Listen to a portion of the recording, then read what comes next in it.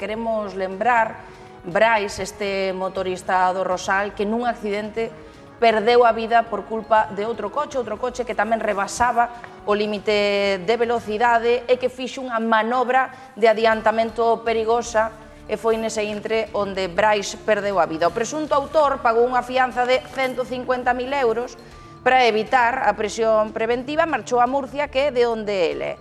Ben, pois agora o que pide este home é que lle devolvan o pasaporte mentras a familia de Brais agoniza, porque ainda non teñen solucións, non teñen xustiza. Estamos falando de que xa hai 10 meses que o caso está xudicialmente parado e esa familia non ten respostas. 15 de xullo de 2025, unha data desgrazada que quedou para sempre gravada para esta familia, especialmente para vostede, Ángel, tamén para vostede, Marimar, porque seu, respectivamente, fillo e sobrinho faleceu nun accidente de tráfico ocasionado por outra persoa. Mal nacido que levou por diante nunha maniobra que fixo mal e sacoulle a vida ao meu fillo.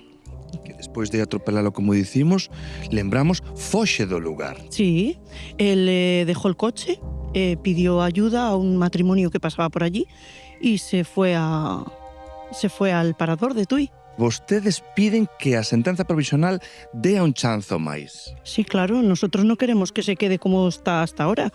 Lo que queremos es que se agilice todo y que lo metan en la cárcel ya.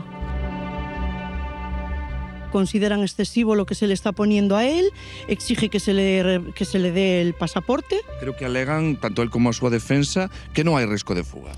Dicen que no tiene, que hasta ahora está cumpliendo con todo lo que se le ha pedido y que no hay riesgo de fuga, que no tiene ningún problema porque se está portando muy bien. En cuestión de horas, xuntou unha cantidade que fixo que non pasara ningunha súa noite no cárcere, non si?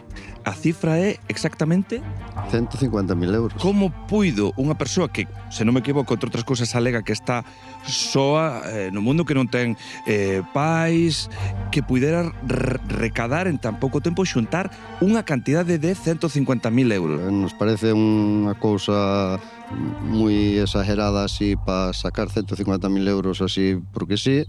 Bueno, non damos explicación ninguna a esas cousas. El coche está custodiado en un garaje, pedían llevarlo a La Coruña y el juez ha dicho que no, que el coche que va a ser custodiado en el sitio donde está y que lo tienen que ver pues gente especializada de la Guardia Civil. Queren analizar a caixa negra, que na caixa negra xa saliu que viña por 8 veces xa a 200 km/h nese mesmo día. Nosotros sabemos que según las primeras investigaciones, el coche cuando arrolló a mi sobrino iba a 168 km/h.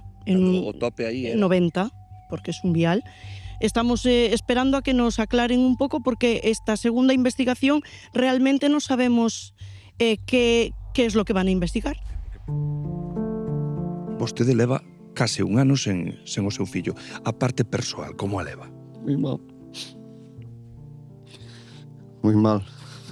Que eu boto moito de menos. Son 10 meses e pico. E non sabemos nada, está todo parado. Que foi o máis duro destes 10 meses deste ano? El escuchar una moto y ver que no era la de él.